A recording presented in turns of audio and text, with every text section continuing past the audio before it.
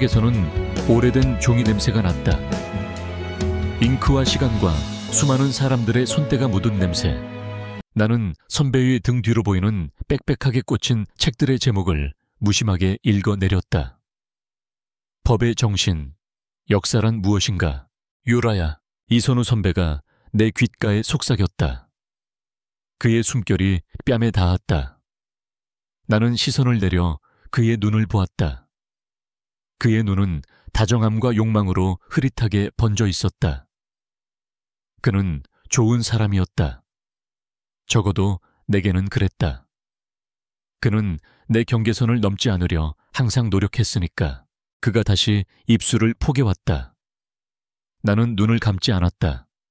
나는 그저 그가 내 입술을 탐하는 감각을, 내 허리를 감싼 그의 팔의 압력을 내 심장이 아닌 머리로 분석하고 있었다. 천이 올라가고 심박수가 빨라진다. 아드레날린이 분비된다. 이것은 그저 인간이라는 동물의 자연스러운 화학 반응일 뿐이다. 그가 키스를 더 깊게 하려 했을 때 나는 아주 미세하게 그러나 단호하게 고개를 틀었다. 허락하지 않겠다는 무언의 신호. 그는 잠시 멈칫하더니 아쉬움이 섞인 한숨을 내쉬며 입술을 떼었다. 언제쯤이면 내 마음을 전부 열어줄 거야. 그가 상처받은 목소리로 물었다. 나는 대답 대신 그의 뺨을 부드럽게 쓰다듬었다. 미안해요, 선배. 이 문은 영원히 열리지 않을 거예요. 나는 그에게서 몸을 떼어냈다. 늦었어요. 이제 가봐야 해요. 나는 아무렇지 않은 척 웃으며 텅 빈 도서관 서고를 빠져나왔다. 그는 내 뒤에서 한참 동안이나 나를 바라보고 있었다. 나는 그에게 미안했다. 그의 순수한 마음을 나의 이기적인 필요를 위해 이용하고 있었으니까. 나는 온기가 필요했다. 발휘했다. 살아있는 사람의 천. 하지만 나는 그 누구도 내 안으로 들일 수는 없었다. 절대로. 내 몸의 가장 깊은 곳에는 나조차 감당할 수 없는 괴물이 잠들어 있었으니까. 집으로 돌아가는 발걸음은 언제나 무거웠다. 한때는 나의 행복한 유년기가 담겨있던 이 집은 이제 새어머니와 의붓 여동생의 냉대와 경멸만이 가득한 차가운 감옥이었다. 현관문을 열고 들어서자마자 나는 거실의 분위기가 심상치 않음을 직감했다. 새어머니와 여동생 유진이가 소파에 앉아 나를 기다리고 있었다. 테이블 위에는 낯선 서류 봉투들이 흩어져 있었다. 내어 이리 와서 앉아봐라. 새어머니가 날카로운 목소리로 말했다. 나는 말없이 그녀의 맞은편에 앉았다. 너 이게 다 뭔지 알아? 그녀가 테이블 위의 독촉장들을 내 앞으로 밀쳤다. 사채업자들의 이름이 적힌 붉은 글씨의 경고장들이었다. 내 도박 빚이야. 네 아버지가 남긴 유산 내 대학 등록금으로 다 날려먹었어. 어쩔래? 그녀는 조금의 죄책감도 없이 말했다. 나는 아무 대답도 할 수 없었다. 심장이 차갑게 식어 내렸다. 그래서 말인데 그녀가 미소를 지었다. 악마 같은 미소였다. 내가 너한테 아주 좋은 일자리를 하나 구해왔어. 평생 놀고 먹어도 될 만큼 아주 편하고 좋은 자리. 그녀는 옆에 있던 다른 서류 봉투를 열어 내 앞에 사진 한 장을 던졌다. 사진 속에는 한 남자가 있었다. 숨 막힐 듯이 잘생겼지만 어딘가 현실감 없는 무표정한 얼굴의 남자. KJ그룹 강 회장 외아들이야. 강지욱이라고. 좀 숫기가 없어서 여태 제대로 된 연애 한번 못 해봤다나 봐. 그래서 강 회장이 깨끗하고 순진하고 말 잘 들을 며느리감을 비밀리에 구하고 있더군. 새어머니의 눈이 탐욕으로 번들거렸다. 내가 네 얘기를 했지. 부모 없이 고생했지만 아주 반듯하고 순결한 아이라고. 그랬더니 아주 마음에 들어 하시더군. 이건 계약서야. 네가 이 집안에 시집가는 조건으로 내 모든 빚을 갚아주고 우리에게 위자료까지 두둑이 챙겨주기로 하셨어. 나는 내 귀를 의심했다. 뭐라고요? 지금 저를 팔아넘기겠다는 거예요. 파는 게 아니라 내 주제에 맞게 좋은 곳으로 보내주겠다는데. 왜 말이 많아? 싫어요. 절대로 안 해요. 차라리 이 집에서 나가라면 나가겠어요. 내가 소리치자 그녀는 기다렸다는 듯이 비웃었다. 나가 어디로? 아, 그리고 한 가지 말 안 한 게 있네. 내 빚담보가 바로 이 집이야. 네가 이 결혼 안 하겠다고 버티면 우리 셋 다 길바닥에 놔앉는 거라고. 네가 그토록 소중하게 생각하는 네 엄마 아빠의 추억이 담긴 이 집 깡글이 날아간다고. 그것은 사형 선고였다. 이 집은 내게 남은 마지막 모든 것이었다. 나는 아무 말도 할 수 없었다. 내가 간신히 지켜오던 작은 세계가 나의 의지와는 상관없이 무너져 내리고 있었다. 내가 그토록 지키려 했던 나의 몸, 나의 순결. 그것이 결국 나를 올가매는 가장 끔찍한 족쇄가 되어버렸다. 새어머니는 내 침묵을 승낙으로 받아들였다. 그녀는 만족스러운 미소를 지으며 내일 아침까지 준비하라고 말했다. 나는 텅 빈 내 방으로 돌아와 침대 위에 쓰러졌다. 이선우 선배의 다정한 얼굴이 떠올랐다. 그와의 서툴고 미완성이었던 입맞춤. 나의 작은 반항, 나의 위태로운 자유. 그 모든 것이 하룻밤 사이에 신기루처럼 사라져버렸다. 나는 이제 얼굴도 모르는 낯선 남자의 아내가 되어야 한다. 다음 날 아침 나는 잠을 한숨도 자지 못했다. 밤새도록 짐을 쌌다. 가져갈 것이라고는 부모님의 낡은 사진 몇 장과 몇 벌 되지 않는 내 옷가지들이 전부였다. 새어머니는 내 방문 앞에서 마치 내가 도망이라도 갈까봐 밤새도록 나를 감시했다. 오전 9시 정각 약속이라도 한 듯 검은색 세단 한 대가 집 앞에 멈춰 섰다. KJ그룹의 로고가 선명했다. 새어머니는 버선발로 뛰어나가 운전기사에게 아첨을 떨었다. 아이고 오시느라 고생 많으셨습니다. 우리 유라가 아직 어려서 뭘 잘 모릅니다. 가서 잘 좀 부탁드립니다. 나는 그 위선적인 모습에 속이 메스꺼웠다. 나는 아무 말 없이 차에 올라탔다. 차 문이 닫히는 순간 나는 내가 자라온 집과 나의 과거와 그리고 한유라라는 내 자신과 완벽하게 단절되었다. 차는 서울에서 가장 부유한 동네인 평창동의 한 대저택 앞에 멈춰 섰다. 철옹성처럼 높게 솟은 담벼락 위압적인 철문. 이곳은 집이 아니라 성체였다. 집 안은 살아있는 사람이 사는 공간이라기보다는 모든 것이 완벽하게 전시된 박물관처럼 차갑고 고요했다. 하인들은 그림자처럼 움직였고 공기는 무겁게 가라앉아 있었다. 나는 거대한 서재로 안내되었다. 방의 주인인 듯한 중년 남자가 나를 기다리고 있었다. 그가 바로 KJ그룹의 강만철 회장, 그리고 내 남편이 될 남자의 아버지였다. 그는 나를 머리부터 발끝까지 마치 가축의 등급을 매기는 것처럼 훑어보았다. 그의 시선에는 어떤 감정도 담겨 있지 않았다. 앉아라. 나는 그의 맞은편 소파에 얌전히 앉았다. 내 신상에 대해서는 전부 들었다. 그가 입을 열었다. 가정 환경은 보잘것없지만 신원 하나는 깨끗하더군. 특히 아직 수천여라는 점이 마음에 들어. 그의 노골적인 말에 나는 피가 거꾸로 솟는 기분이었지만 입술을 꽉 깨물고 참았다. 내 아들 지우기는 흠집 하나 없이 완벽하게 자라야 하는 아이다. KJ그룹의 유일한 후계자니까. 그러니 며느리 될 너 역시 그 아이에게 흠이 되어서는 안 돼. 너는 지우기의 아내로서 앞으로 태어날 내 손자의 어머니로서 오직 그 역할에만 충실하면 된다. 조용히 그림자처럼. 내 말 알아듣겠나? 그것은 질문이 아니었다. 명령이었다. 그는 내게 이해를 구하는 것이 아니라 복종을 강요하고 있었다. 내 아비가 남긴 집 한 채 값으로 너는 대한민국 최고의 자리를 얻는 것이다. 그러니 분수를 알고 얌전히 처신해. 알겠어. 나는 고개를 끄덕였다. 기계처럼. 그는 만족스러운 듯 비서를 불렀다. 지우기 들어오라고 해라. 잠시 후 서재 문이 열리고 한 남자가 안으로 들어왔다. 어젯밤 사진으로 보았던 바로 그 남자 강지욱이었다. 그는 완벽하게 재단된 수트를 입고 있었고 조각상처럼 아름다운 얼굴을 하고 있었다. 하지만 그의 눈은 어젯밤 내가 사진 속에서 보았던 것보다 훨씬 더 공허했다. 그는 감정이 거세된 잘 만들어진 인형 같았다. 그는 아버지에게 정중하게 인사를 하고 내게도 가볍게 목례를 했다. 그의 시선은 내 얼굴에 아주 잠시 머물렀다가 이내 창밖에 먼 곳을 향했다. 지우가 인사해라. 오늘부터 내 아내가 될 아이다. 처음 뵙겠습니다. 강지욱입니다. 그의 목소리는 좋았지만 어떤 감흥도 실려있지 않았다. 그는 지금 아버지의 명령에 따라 대사를 읊고 있는 배우에 불과했다. 나는 그 순간 그에게서 동질감을 느꼈다.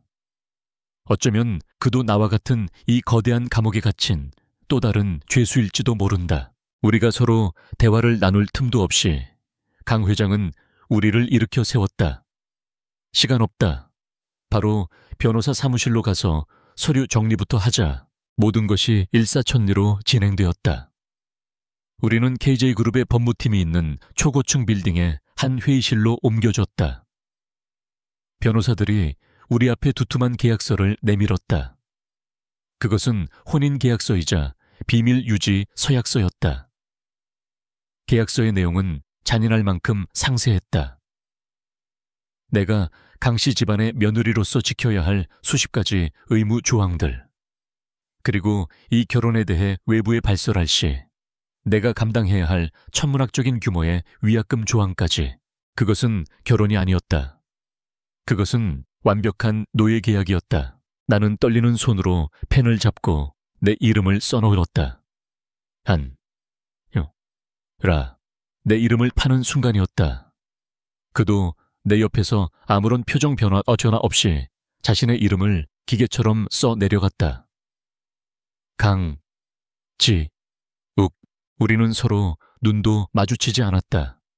어떤 대화도 온기의 교환도 없었다. 변호사들이 우리의 서명을 무감각하게 확인하고 서류에 도장을 찍었다. 축하드립니다, 강지욱 사모님. 변호사가 사무적인 목소리로 말했다.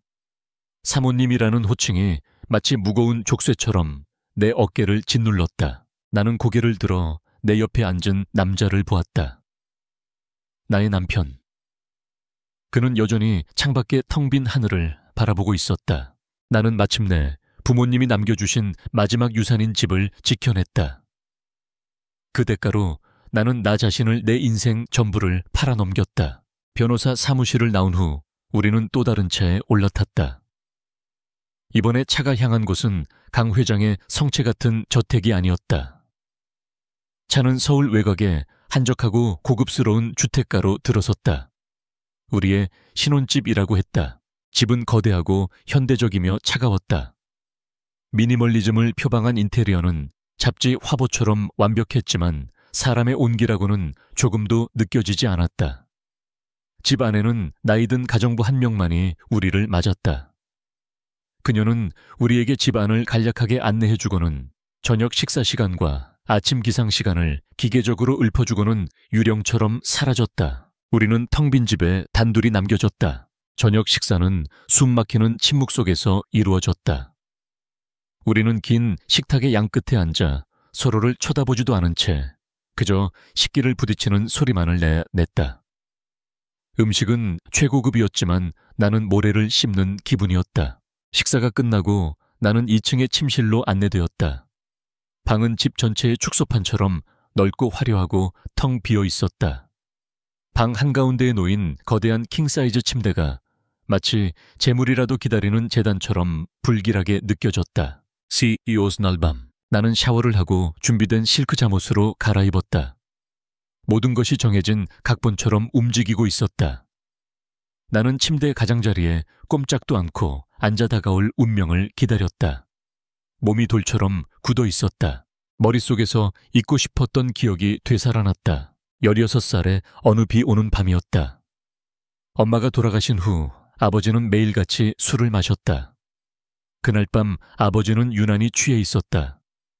나는 내 방 문을 잠그고 침대에 웅크리고 있었다.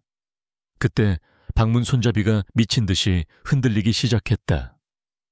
유라야, 아빠다. 문 좀 열어봐라. 응. 술에 취해 뭉개진 아버지의 목소리.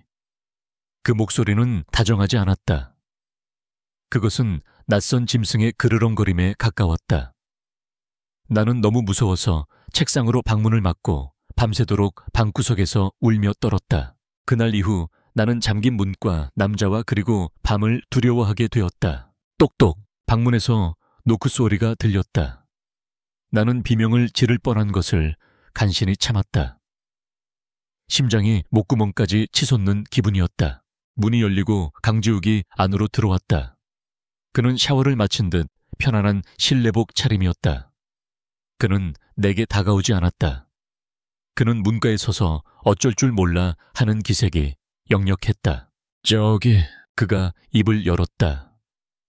그의 목소리는 긴장으로 희미하게 떨리고 있었다. 나는 고개를 숙인 채 그가 내게 다가와 내 옷을 벗기고 그의 의무를 그리고 나의 의무를 행하기만을 기다렸다. 빨리 이 끔찍한 시간이 지나가 버리기만을. 하지만 그는 움직이지 않았다. 대신 그는 방 한쪽에 있는 커다란 붙박이장으로 다가갔다.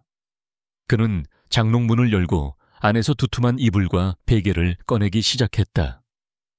나는 그가 무엇을 하려는지 이해할 수 없어 멍하니 그를 쳐다보았다. 그는 이불을 들고 다시 내게로 시선을 돌렸다. 그는 여전히 내 눈을 제대로 마주치지 못했다.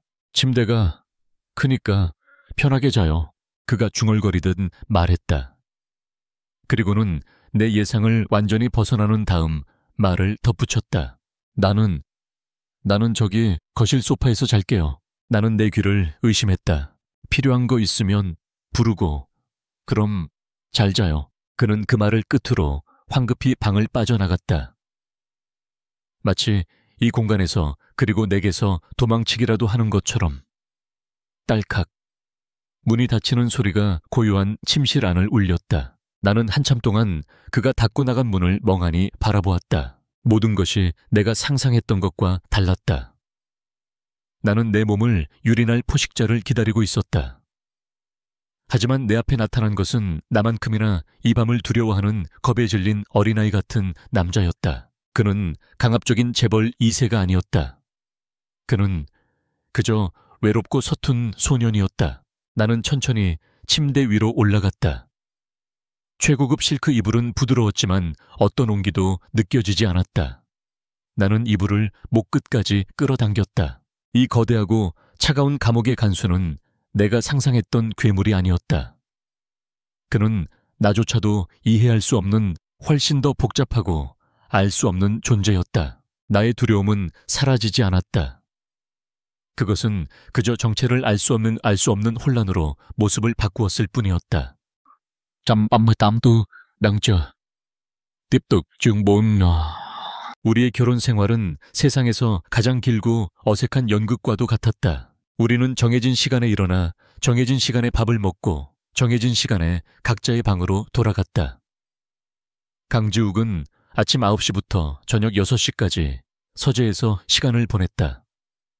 그는 경영 수업을 받고 외국어 공부를 하고 아버지가 내준 과제들을 처리했다. 그는 단 한 번도 정해진 스케줄에서 벗어난 적이 없는 완벽하게 프로그래밍된 로봇 같았다. 나는 그가 서재에 있는 동안 거대한 집 안을 정처 없이 떠돌았다. 책을 읽거나 텅 빈 정원을 산책했다. 하녀들은 내게 필요한 모든 것을 가져다 주었지만 그들의 눈에는 어떤 감정도 담겨 있지 않았다. 나는 이 집의 사모님이었지만 동시에 아무것도 아닌 존재였다. 강지욱은 여전히 거실 소파에서 잠을 잤다. 그는 단 한 번도 내 침실 문을 먼저 연 적이 없었고 식사 시간을 제외하고는 나에게 말을 거는 일도 거의 없었다. 하지만 그의 존재감은 아주 조용하고 서툰 방식으로 나에게 스며들고 있었다. 어느 날 저녁 나는 무심코 밤에 목이 마를 때가 많네요 라고 혼잣말을 했다. 다음 날 아침 내 침실 문 앞에는 따뜻한 우유 한 잔이 놓여 있었다. 그가 밤새 몰래 가져다 둔 것이 분명했다. 또 한 번은 정원에 시든 수국을 보며 꽃이 다 죽었네. 아깝다 라고 중얼거렸다. 며칠 뒤 정원에는 전문 조경사가 와서 내가 가장 좋아하는 보라색 프리지아 꽃을 한가득 심어 놓았다. 강 회장의 명령이라고 했지만 나는 그것이 강지욱의 뜻이었음을 알 수 있었다. 그는 말 대신 행동으로 자신을 표현하고 있었다. 그의 서툰 배려는 내가 평생 받아온 그 어떤 비싼 선물보다 더 내 마음을 흔들었다. 나는 그가 궁금해지기 시작했다. 저 완벽한 가면 뒤에는 어떤 얼굴이 숨어 있을까? 나는 변화를 시도하기로 했다. 어느 날 저녁 나는 가정부를 물리고 직접 주방으로 들어갔다. 그리고는 내가 유일하게 할 줄 아는 요리인 김치볶음밥을 만들었다. 내가 어릴 적 엄마가 자주 해주셨던 음식. 식사 시간이 되었을 때 식탁 위에는 최고급 스테이크 대신 소박한 김치볶음밥 2접시가 놓여 있었다. 주방장은 기겁을 했고 강지욱은 처음으로 당황한 표정을 지었다. 이게 뭐요? 김치볶음밥이에요. 먹기 싫으면 주방장에게 다시 차려달라고 하세요. 나는 일부러 퉁명스럽게 말했다. 그는 잠시 망설이더니 조심스럽게 포크를 들었다. 그리고는 한 입을 먹었다. 그의 공허하던 눈이 아주 희미하게 커지는 것을 나는 보았다. 맛있어. 그가 말했다. 그날 그는 처음으로 밥을 2그릇이나 비웠다. 그날 이후 우리 사이에 얼음이 조금씩 깨지기 시작했다. 우리는 식사를 하며 아주 사소한 대화를 나누기 시작했다. 나는 그가 클래식 음악을 좋아하고 특히 쇼팽을 즐겨 듣는다는 것을 알게 되었다. 그는 내가 낡은 스케치북에 그림 그리는 것을 좋아한다는 것을 알게 되었다. 나는 그의 서재에서 경영학 서적들 사이에 몰래 숨겨져 있던 낡은 미술사 책들을 발견했다. 그는 사실 아버지가 원하는 경영자가 아니라 섬세한 감성을 가진 예술 애호가였다. 그는 나처럼 자신의 진짜 모습을 숨긴 채 살아가고 있는 또 다른 영혼이었다. 연민이 애정으로 변해가고 있었다. 결정적인 순간은 아주 사소한 사고에서 시작되었다. 그날도 나는 저녁을 준비하고 있었다. 서툰 칼질로 야채를 썰다가 그만 손가락을 깊게 베이고 말았다. 아 하는 나의 짧은 비명소리에 거실에서 책을 읽던 그가 번개처럼 달려왔다. 그는 피가 흐르는 내 손가락을 보고 얼굴이 하얗게 질렸다. 그는 평소의 침착함을 완전히 잃고 허둥대기 시작했다. 그는 서랍장을 뒤져 구급상자를 찾아냈지만 너무 당황해서 손을 덜덜 떨며 밴드 포장지조차 제대로 뜯지 못했다. 이리 줘봐요. 내가 할게요. 내가 웃으며 말하자 그는 고집을 부렸다. 아니요. 내가 하겠소. 그는 마침내 밴드를 꺼내 내 손을 조심스럽게 잡았다. 그의 커다란 손이 내 손을 감쌌다. 그의 손길은 깃털처럼 조심스럽고 부드러웠다. 그는 혹시라도 내가 아플까봐 숨을 참아가며 상처 위에 밴드를 붙여주었다. 나는 아무 말 없이 내 손을 치료해주는 그의 얼굴을 바라보았다. 그의 입에는 식은땀이 송골송골 맺혀 있었다. 완벽한 후계자의 가면은 온데간데 없었다. 내 앞에는 그저 좋아하는 사람이 다친 것에 어쩔 줄 몰라 하는 서툴고 순수한 한 남자가 있을 뿐이었다. 그가 마침내 밴드를 다 붙이고 고개를 들었다. 우리의 시선이 정면으로 마주쳤다. 아주 가까운 거리에서 나는 처음으로 그의 텅 빈 눈동자 안에서 무언가를 보았다. 그것은 나를 향한 깊고 진한 걱정과 아주 희미하게 피어나는 뜨거운 감정의 불꽃이었다. 나는 그의 손길을 뿌리치지 않았다. 내 안에서 오랫동안 잠자고 있던 무언가가 아주 조금씩 깨어나고 있었다. 내 손가락에 남은 작은 상처는 우리 사이에 보이지 않던 벽을 허무는 신호탄과도 같았다. 그날 이후 강지욱은 더 이상 소파에서 잠을 자지 않았다. 그는 여전히 내게서 몇 걸음 떨어진 침실 바닥에 자신의 잠자리를 마련했지만 우리는 마침내 같은 공간에서 밤을 보내게 되었다. 밤이 되면 우리는 불 꺼진 방 안에서 서로의 숨소리를 들으며 아주 조금씩 서로의 존재에 익숙해져 갔다. 그는 여전히 서툴렀지만 더 이상 자신의 감정을 숨기지 않았다. 내가 그림을 그릴 때면 그는 내 등 뒤에서 조용히 그것을 지켜보았다. 내가 그의 시선을 의식하고 붓을 놓으면 그는 화들짝 놀라며 미안하오. 너무 아름다워서 나도 모르게 라고 중얼거리곤 했다. 그의 순수한 감탄 앞에서 나는 처음으로 내 그림이 그리고 나 자신이 가치 있는 존재처럼 느껴졌다. 위태로운 평화였다. 우리는 계약으로 맺어진 부부라는 사실을, 이 집이 거대한 감옥이라는 사실을 애써 외면하고 있었다.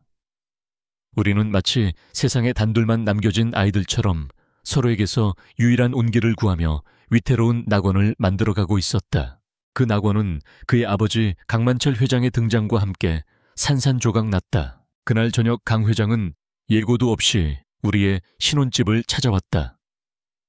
그는 저녁 식사 내내 나를 없는 사람 취급하며 지욱에게만 말을 걸었다. 요즘 회사 일이 어떻게 돌아가는지는 보고받고 있겠지. 내 아버님, 내후년이면 내가 경영 일선에서 물러날 생각이다. 네가 내 자리를 물려받을 준비를 해야 해. 그러기 위해서는 네 입지를 단단히 굳혀줄 후계자가 필요하다. 그는 노골적인 시선으로 내 아랫배를 훑어보았다. 나는 모욕감에 온몸이 굳어지는 것 같았다. 벌써 결혼한 지가 몇 달인데 아직까지 아무 소식이 없는 건 뭐냐. 내가 일부러 몸 깨끗한 애로 골라줬으면 값을 해야 할 것 아니야. 지욱이 너 사내 구실도 제대로 못하는 거냐. 표 하는 소리와 함께 지욱이 들고 있던 포크가 접시 위로 떨어졌다. 그의 얼굴이 하얗게 질려 있었다. 아버님, 그만하십시오. 뭐 이놈이 지금 애비한테 말대꾸하는 거냐. 강 회장은 테이블을 내리치며 소리쳤다. 한 달의 시간을 주겠다.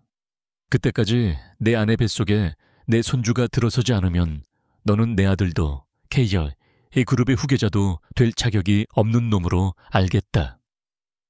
이 결혼도 전부 없던 일로 할 테니 그런 줄 알아.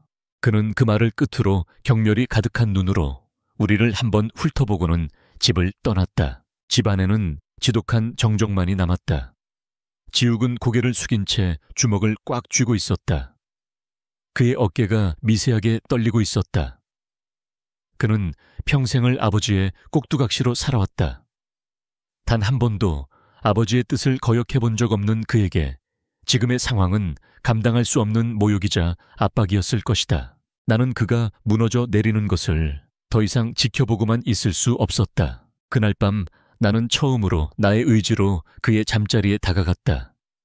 그는 침실 바닥에 웅크리고 누워 괴로운 듯 신음하고 있었다.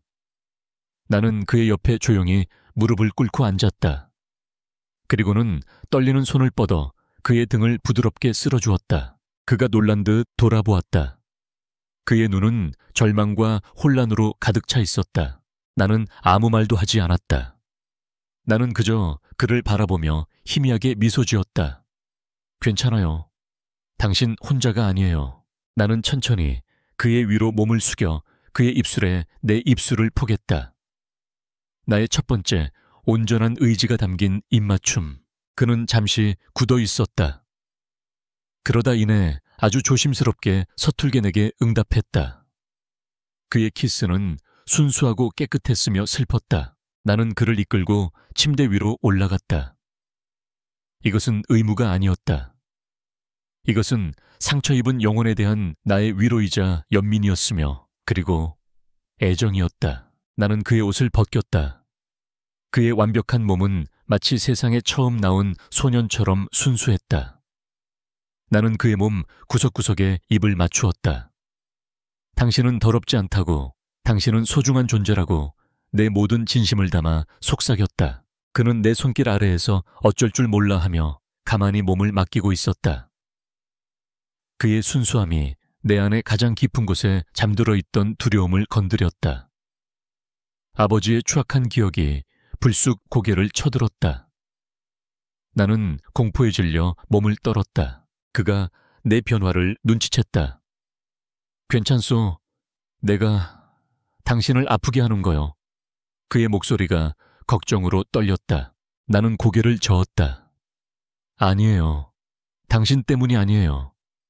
나는 그의 손을 잡고 내 가슴 위로 가져갔다. 내 심장이 세차게 뛰고 있었다. 나를 믿어줘요. 나의 허락, 나의 신뢰. 그것이 그를 묶고 있던 마지막 족쇄를 풀어버린 열쇠였다.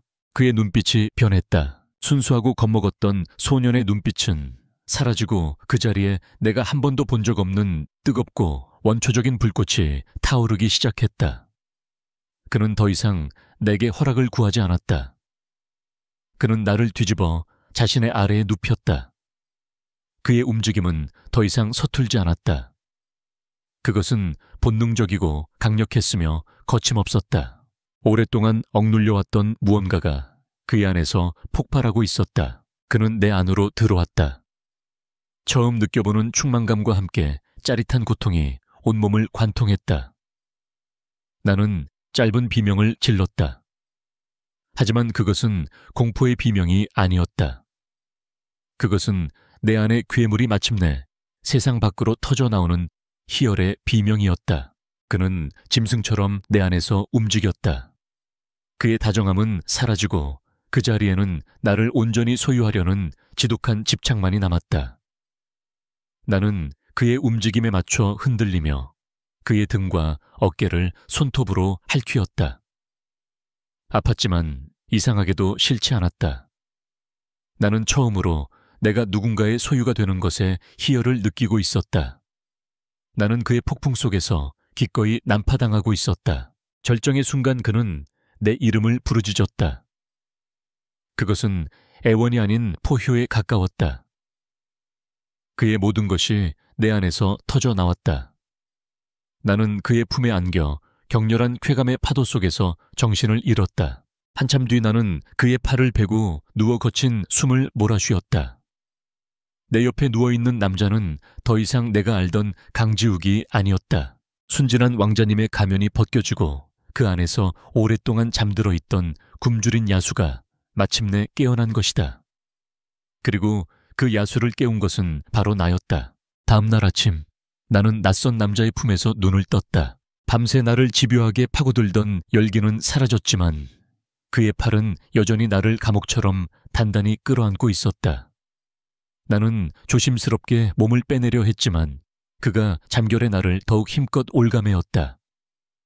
그의 숨결이 내 목덜미를 간지럽혔다. 어디가 잠에 취한 나른하지만 소유욕이 가득한 목소리. 나는 깜짝 놀라 그를 쳐다보았다. 그는 눈을 감은 채였지만 잠들어 있지 않았다. 그냥 씻으려고요. 가지마. 그는 그 말만 남기고 다시 깊은 잠에 빠져드는 듯했다. 나는 그의 품 안에서 꼼짝도 할 수 없었다. 그의 몸은 뜨거웠고 그의 심장은 내 등 뒤에서 강하게 울리고 있었다. 어젯밤에 격렬했던 기억이 되살아나 얼굴이 화끈거렸다.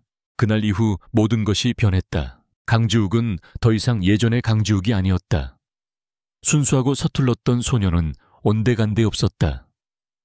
그는 자신의 본능에 눈을 뜬 굶주린 수컷 사자처럼 변해 있었다. 그의 공허하던 눈은 이제 항상 나를 향한 지독한 열망으로 이글거렸다. 그는 더 이상 내게서 시선을 떼지 않았다.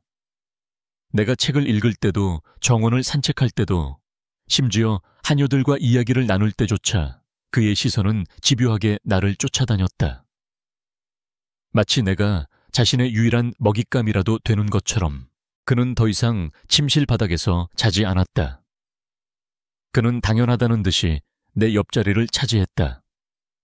그리고 밤이 되면 그는 어김없이 나를 탐했다. 그의 정사는 더 이상 서툴지 않았다. 그는 내 몸의 모든 민감한 곳을 본능적으로 알아냈고 내가 저항할 수 없는 쾌락의 심연으로 나를 몰아넣었다. 처음 며칠 동안 나는 그 변화가 싫지 않았다. 아니, 오히려 좋았다. 나는 처음으로 누군가에게 이토록 강렬하게 원해진다는 것에 위험한 희열을 느꼈다. 그의 집착은 내가 이 세상에 존재하는 유일한 이유라고 속삭이는 것 같았다. 나는 그의 욕망 속에서 나의 존재 가치를 확인했다. 하지만 시간이 흐를수록 그의 집착은 점점 도를 넘어서기 시작했다. 그는 내가 혼자 있는 것을 견디지 못했다.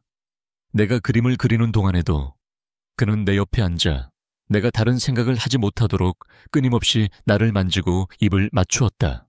제발 그림 좀 그리게 해줘요. 싫어. 지금은 나만 봐. 그는 어린아이처럼 투정을 부리며 내 손에서 붓을 빼앗아 던져버리고는 나를 작업대 위로 밀어붙였다. 그의 사랑은 점점 숨막히는 소유욕으로 변해가고 있었다. 내가 가장 좋아하던 보라색 프리지아 꽃이 가득했던 정원은 온통 붉은 장미로 뒤덮였다.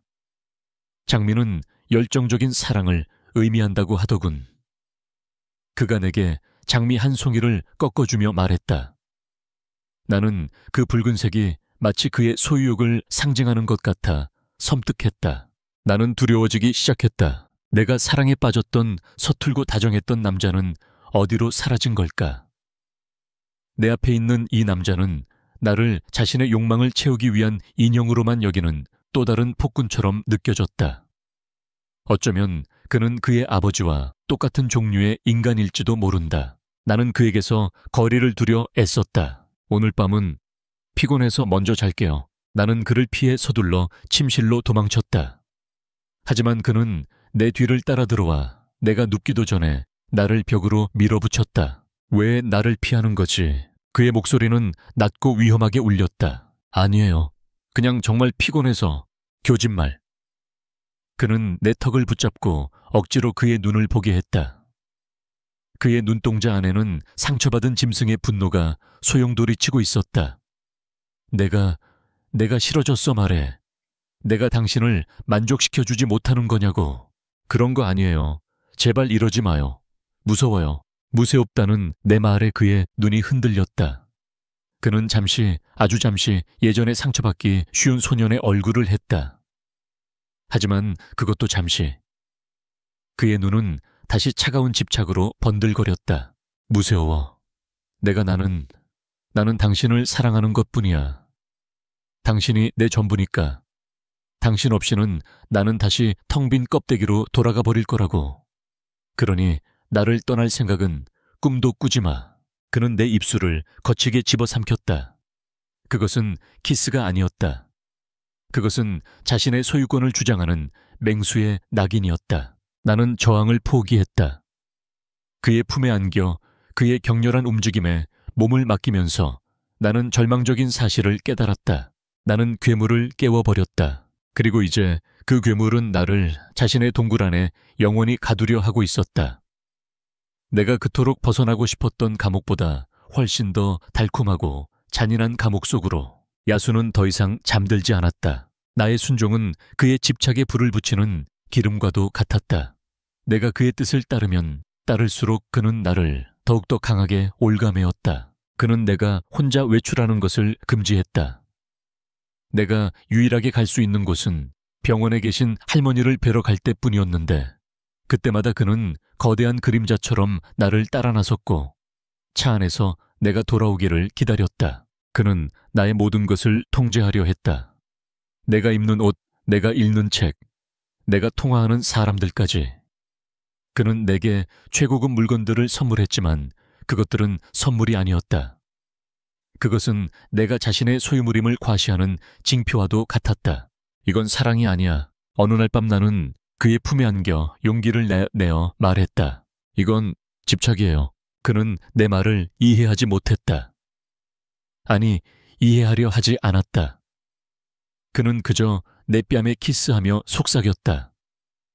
사랑하기 때문에 집착하는 거야. 나는 당신을 잃는 것이 죽는 것보다 더 두려우니까. 그의 논리 속에서 나는 점점 더 질식해갔다. 이 화려한 빌라는 나의 첫 번째 감옥이었던 새어머니의 집보다 훨씬 더 견고하고 아름다운 새로운 감옥이었다. 그리고 강지욱은 나의 아버지처럼 사랑이라는 이름으로 나를 통제하는 또 다른 폭군이 되어가고 있었다. 내 안에 무언가가 서서히 죽어가고 있었다. 사건은 나의 낡은 스케치북 때문에 터졌다. 그날 오후 나는 햇살이 좋은 거실에서 그림을 그리고 있었다. 내가 유일하게 자유로울 수 있는 시간. 그때 그가 나에게 다가와 내 스케치북을 아무 말 없이 가져갔다. 뭐 하는 거예요? 돌려줘요. 이건 누구야? 그가 차가운 목소리로 물었다. 그의 손가락이 가리키는 곳에는 내가 무심코 그린 이선우 선배의 옆모습이 그려져 있었다. 그냥 아는 사람이에요. 어떤 아는 사람. 그의 눈이 위험하게 번뜩였다. 내게 이런 식으로 닿았던 놈인가? 그런 거 아니에요. 그냥 대학 선배라고요. 교진말. 그는 스케치북을 바닥에 내팽개쳤다. 그리고는 내 팔을 거칠게 잡아챘다. 그의 악력은 쇠사슬처럼 강했다. 내 몸도 네 마음도 네 생각까지 전부 내 거야. 그런데 감히 내 앞에서 다른 놈을 그려. 나는 그의 집착에 마침내 폭발하고 말았다. 이거 놔, 당신은 괴물이야. 아버지가 하던 짓이랑 똑같다고. 아베오지라는 단어에 그의 눈이 이성을 잃고 번뜩였다. 그는 나를 소파로 거칠게 밀쳤다. 나는 그딴 놈들과 달라. 나는 너를 사랑한다고. 그가 소리치며 내 위로 올라타려던 순간 내가 옆에 있던 쿠션을 집어 그에게 던졌다. 쿠션이 옆에 있던 도자기 화병에 부딪히며 날카로운 소리와 함께 바닥으로 떨어져 박살이 났다. 그 소리에 그는 잠시 멈칫했다. 나는 그 틈을 놓치지 않았다. 나는 그를 밀치고 미친 사람처럼 현관으로 달려갔다. 어딜 가서 그가 내 뒤에서 소리쳤다. 그가 내 팔을 다시 잡아챘을 때 나는 몸부림을 쳤다. 그 과정에서 그의 손톱이 내 팔을 긁었다. 아하는 나의 짧은 비명. 그리고 내 하얀 팔뚝 위로 선명하게 붉은 피가 배어 나왔다. 그것을 본 순간 그의 모든 움직임이 멈췄다. 그의 눈동자를 뒤덮고 있던 광기가 마치 썰물처럼 빠져나갔다. 그는 자신의 손과 내 팔의 상처를 번갈아 쳐다보았다. 그의 얼굴이 공포와 자기 혐오로 하얗게 질려갔다. 내가 무슨 짓을... 그가 중얼거리며 뒷걸음질 쳤다. 그는 자신이 무슨 짓을 했는지 스스로도 믿을 수 없다는 듯 멍하니 서 있었다. 그는 괴물처럼 변해버린 자기 자신에게 충격을 받은 것이다. 나는 그의 그 짧은 혼란의 순간을 놓치지 않았다. 나는 뒤도 돌아보지 않고 현관문을 열고 밖으로 뛰쳐나갔다. 하녀들의 놀란 비명소리가 등 뒤에서 들려왔지만 상관없었다. 나는 달렸다. 거대한 철문이 열려 있었다.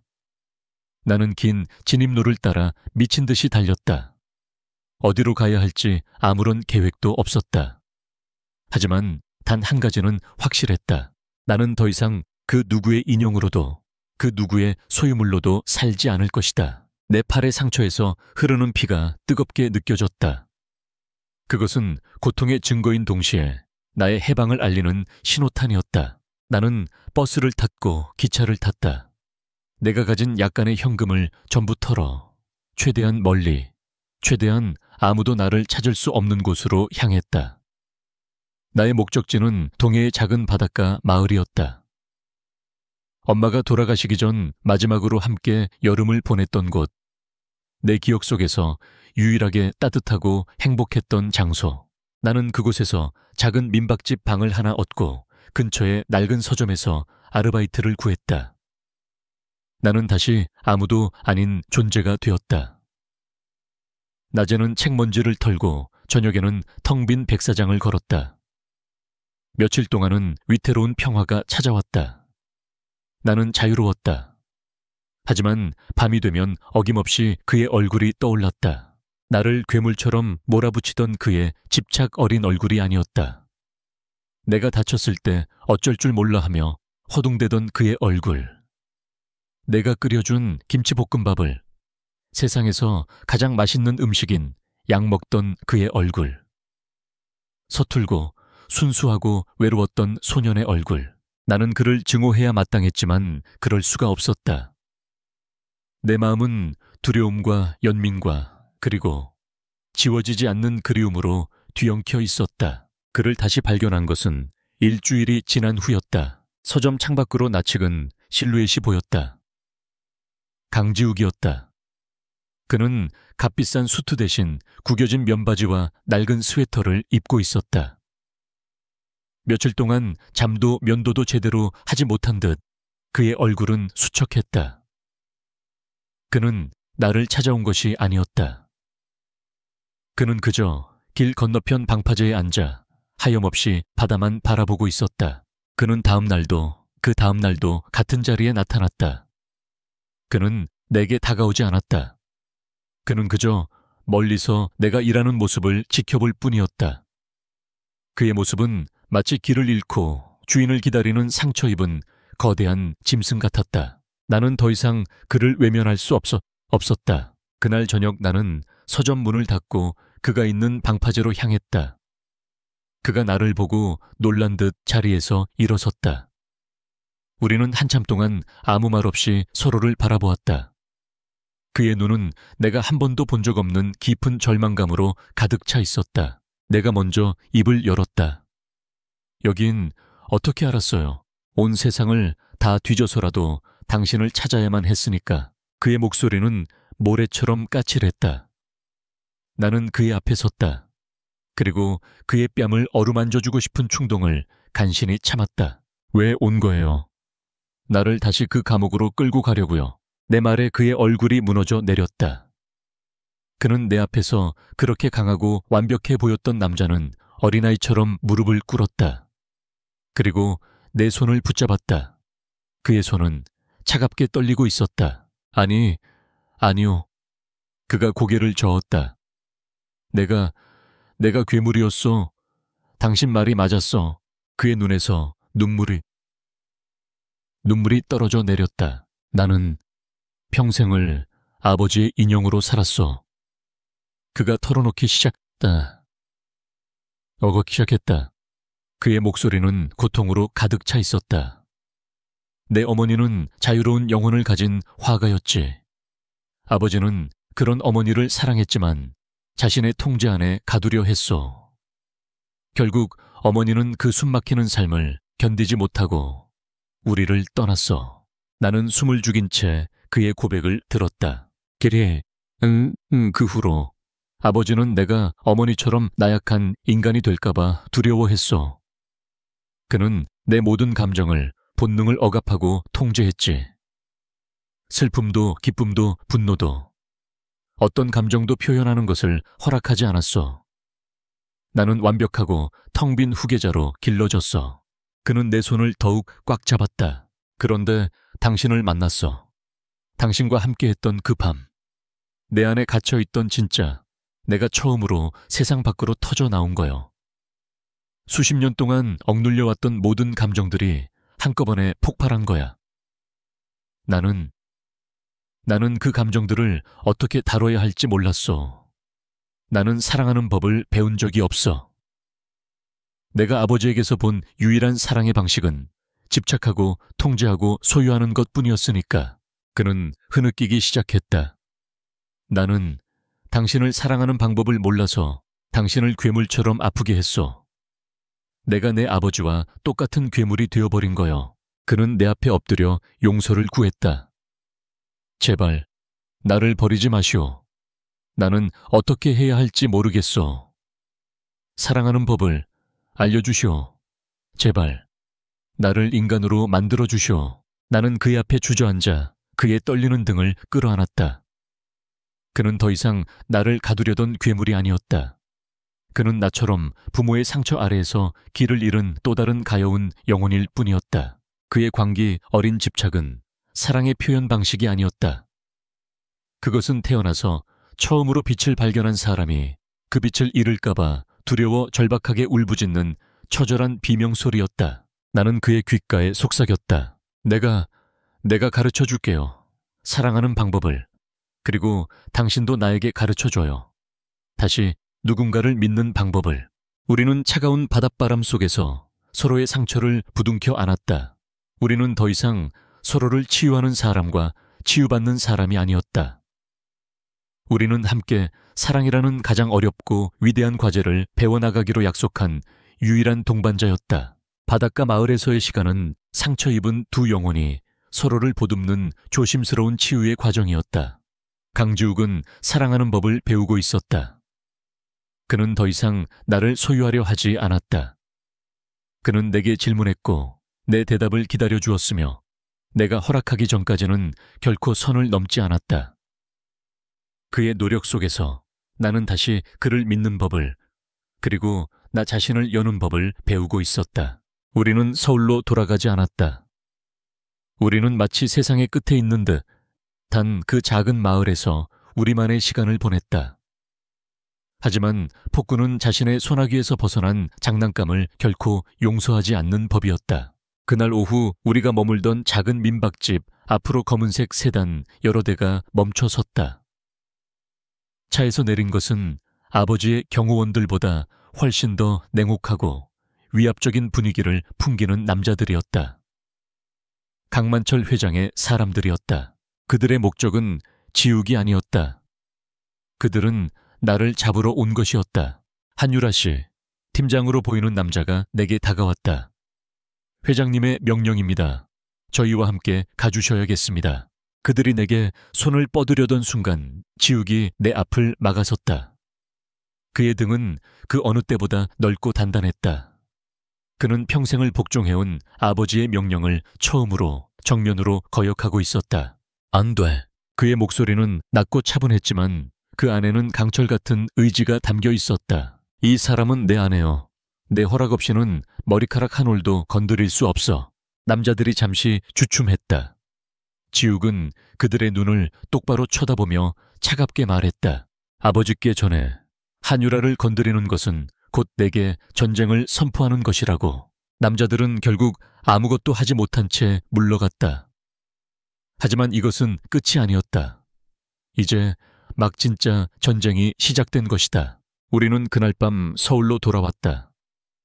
하지만 우리가 향한 곳은 그의 화려한 빌라가 아니었다. 그가 오랫동안 비밀리에 준비해온 그 누구도 찾을 수 없는 안전 가옥이었다. 그곳에서 그는 아버지와의 전쟁을 준비하기 시작했다. 그것은 돈과 권력의 싸움인 동시에 아들이 아버지를 상대로 벌이는 지독한 심리전이었다. 강 회장은 교활했다. 그는 지욱이 자신에게 정면으로 반항할 수 없다는 것을, 수십 년간의 가스라이팅으로 만들어진 심리적 족쇄가 여전히 지욱을 올가매고 있다는 것을 알고 있었다. 그는 매일같이 지욱에게 전화를 걸었다. 이 어리석은 놈, 고작 계집 하나 때문에 내 애비를 배신해 내가 너를 어떻게 키웠는데 너는 나 없이는 아무것도 아니야.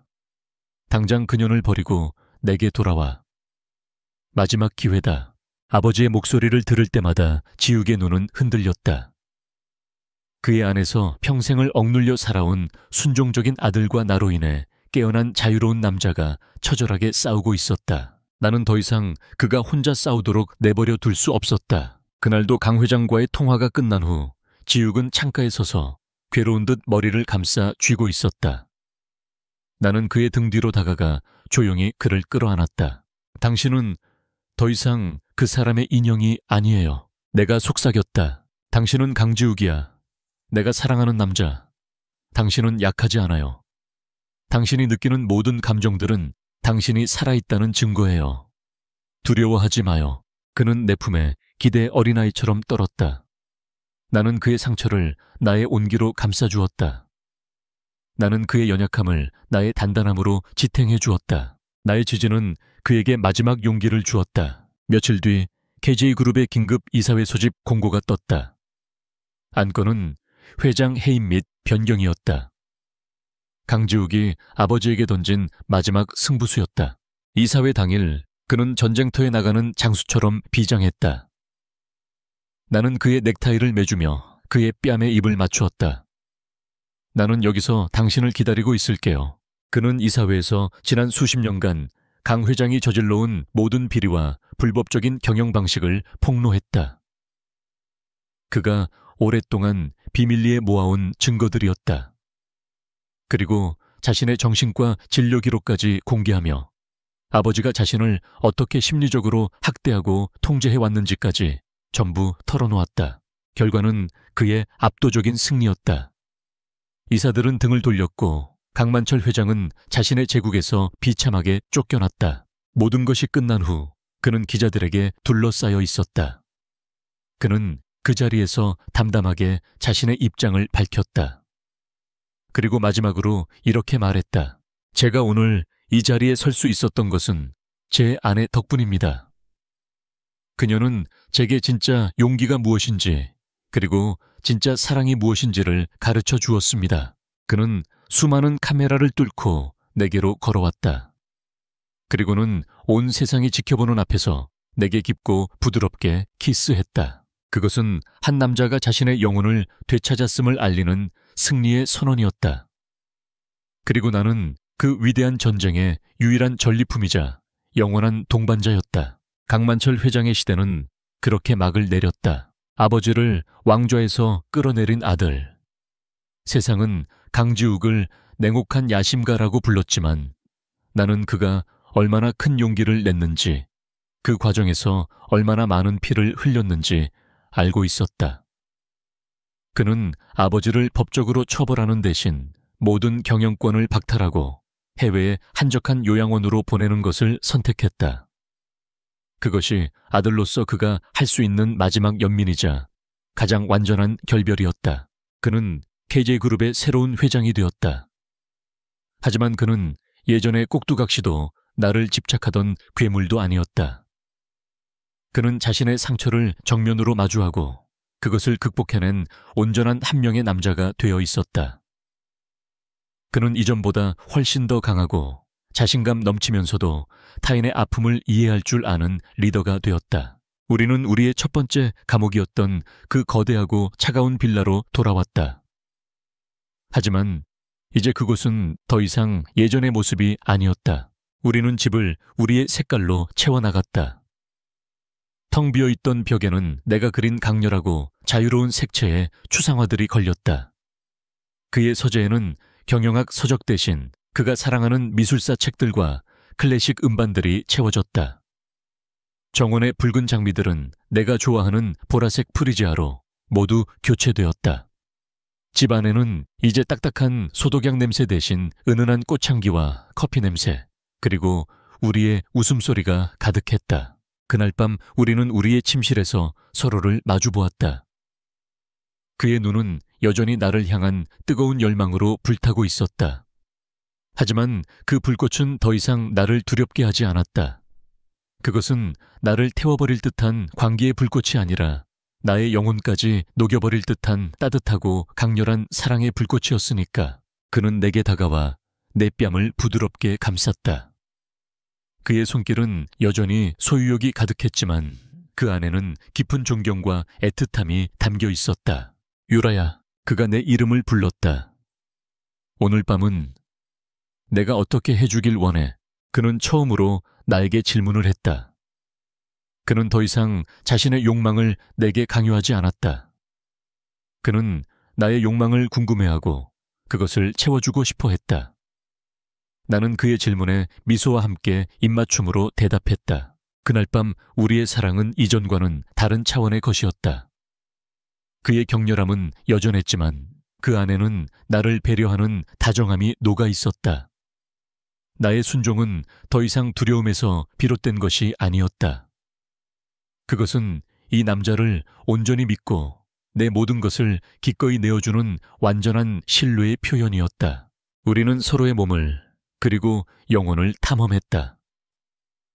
우리는 서로의 가장 깊은 곳에 숨겨진 상처와 욕망을 발견하고 그것을 부끄러워하는 대신 기꺼이 끌어안았다. 나는 그의 품에 안겨 그의 심장 소리를 들으며 생각했다. 어쩌면 모든 사람의 마음속에는 길들여지지 않은 야수 한 마리가 잠들어 있는지도 모른다. 사회의 규범과 타인의 시선과 스스로 만든 두려움이라는 우리의 갇힌 채 행복이란 상처 하나 없는 완벽한 사람을 만나는 것이 아니다. 행복이란 나의 우리를 열어줄 수 있는 단 한 사람을, 그리고 내가 기꺼이 그의 우리를 열어주고 싶은 단 한 사람을 만나는 것이다. 서로의 야수를 세상 밖으로 꺼내주고 그것을 두려워하는 대신 함께 어루만지고 함께 춤추고 함께 길들여 나가는 것, 그것이 진짜 사랑일 것이다. 한때 나를 미치게 했던 그의 통제불능은 사실 그의 가장 순수한 본 모습이었다. 진짜 무서운 통제불능은 주체할 수 없는 열정이 아니라 자기 자신을 잃어버리는 것이었다. 나는 이제 그의 야수를 사랑한다. 그리고 그는 내 안에 상처 입은 작은 짐승을 사랑해준다. 나는 잠든 그의 얼굴을 내려다보았다. 평온하고 아름다운 얼굴. 나는 그의 뺨에 속삭였다. 당신의 그 통제 불능이 나는 참 좋아요. 우리는 그렇게 서로의 구원이자 유일한 길들이는 자가 되었다. 진정한 사랑은 우리 안에 잠들어 있는 가장 진실된, 그리고 때로는 가장 무서운 모습을 깨우기도 합니다. 여러분은 어떤가요? 사랑 때문에 자기 자신도 몰랐던 모습과 마주하며 통제불능에 빠져본 적이 있나요? 당신의 이야기를 들려주세요.